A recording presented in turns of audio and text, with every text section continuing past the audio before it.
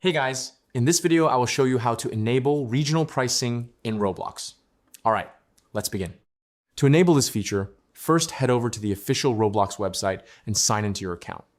Navigate to the Create button at the top of the page to access your dashboard. From there, select your specific creation or experience where you have items like game passes or avatar clothing for sale. Once you have selected your creation, locate the Monetization tab and choose the category of items you wish to update, such as passes. Select the specific item you want to modify and head into the Sales tab on the left sidebar. Here, you will find the toggle for Enable Regional Pricing. Tick this box and save your changes. You can also click the preview icon to see how the pricing translates across different countries. This simple adjustment helps maximize your reach by optimizing costs for international players worldwide. So that's basically how you can enable regional pricing in Roblox. That's it for this video. Thanks.